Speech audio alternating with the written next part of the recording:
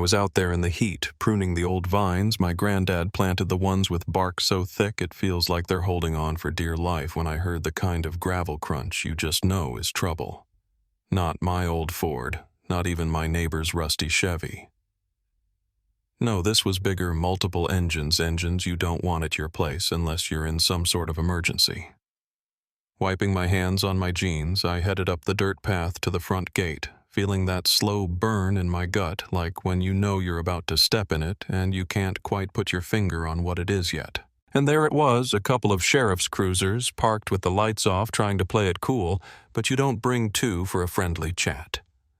Then tucked behind them, a black sedan all shiny and smug-looking. Made my stomach drop.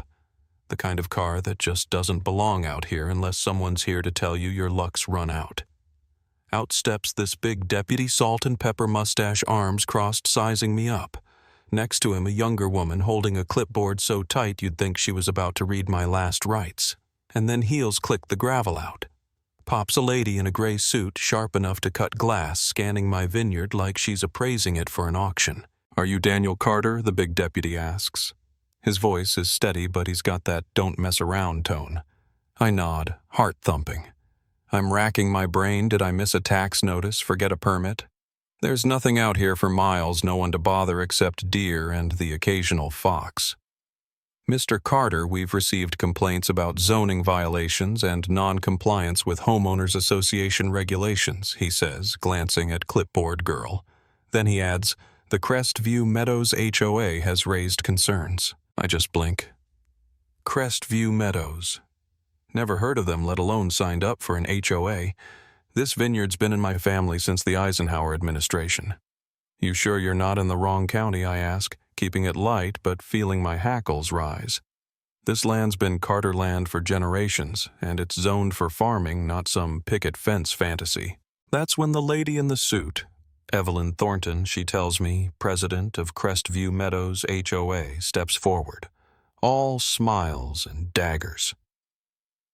"Your property falls within our community boundaries, and you've been violating our standards for months. We've sent multiple notices, all ignored." She says it like I've been skipping out on child support. "Only notices I've seen lately are bills and seed catalogs." "I haven't received a single thing from you," I say, crossing my arms. "And there's no way you're telling me a family vineyard suddenly belongs in your HOA." She smirks like she's heard every excuse. "Our jurisdiction extends beyond the residential core. Your vineyard's noise traffic, and her words not mine, unsightly operations are disrupting our residents' quality of life." At this point, the deputies look like they'd rather be anywhere else. The older one asks if I have paperwork, deeds, permits, whatever proves I'm not just squatting here. I do, and I'm glad to show it, hoping it'll end this mess before it starts. So I lead the whole parade back to the farmhouse, Evelyn's heels stabbing holes in my dirt driveway. All I can think is how in the world did I end up here? Inside, I dig out a battered old folder, everything from the original deed to zoning permits to my business license. The deputy checks it all while Evelyn just stands there, arms crossed, lips pursed like she bit a lemon. After a tense few minutes, the deputy looks at her and says, "Ma'am, these documents check out. This property's agricultural, no HOA covenants, nothing in the books. You'd think that would be the end, right?" "Nope." Evelyn leans in all flustered. "Our legal team confirms these boundaries. Mr. Carter's defiance is the issue." That's when the younger deputy asks for her proof, something real, not just her word. Evelyn whips out a glossy map, spreading it on my kitchen table. It's a joke.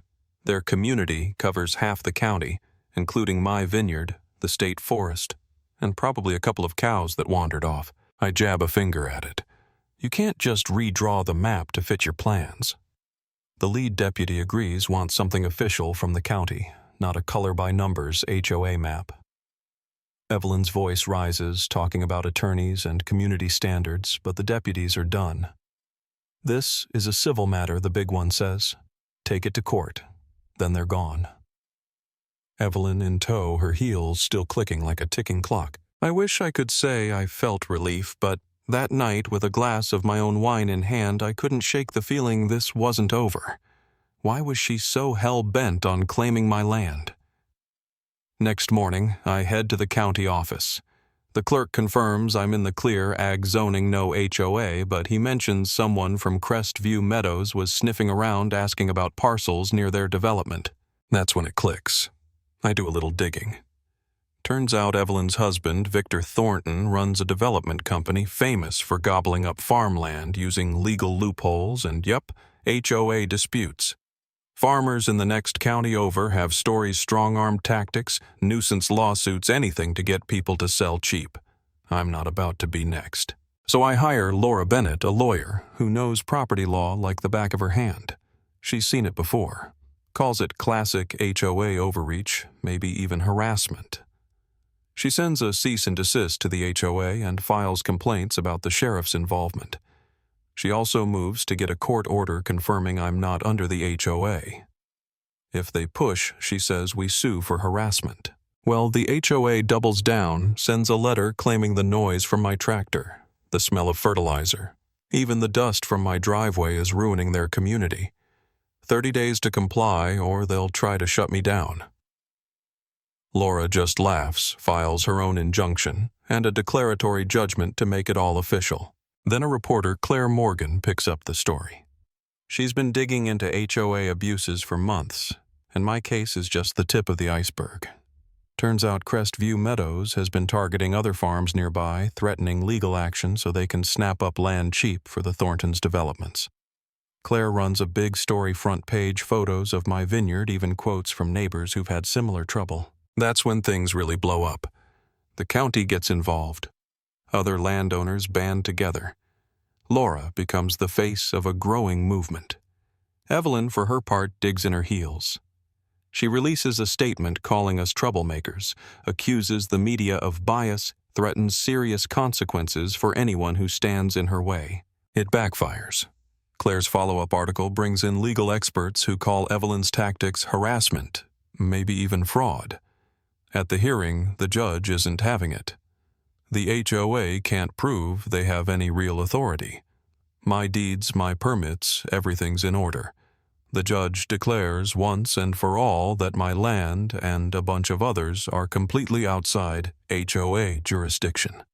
The HOA's barred from contacting us, and the whole thing gets sent up the chain for possible prosecution. Evelyn's world comes crashing down. Investigators find the HOA spent over $50,000 of resident money on her vendetta. Homeowners lose their minds, demand resignations, and Evelyn is out within a week for health reasons. Her husband's development company tanks as lawsuits and investigations pile up. Months go by. The new HOA board apologizes. They promise to respect actual boundaries. The county tightens the rules on HOAs and launches new protections for working farms.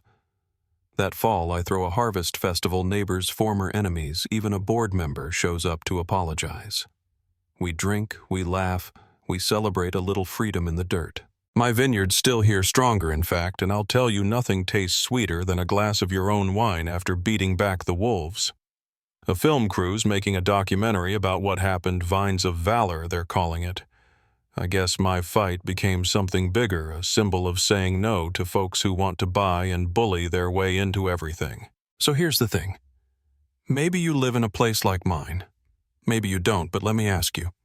Where's the line between protecting your community and pushing people out? When does order become overreach? I've got my answer, but I'd love to hear yours.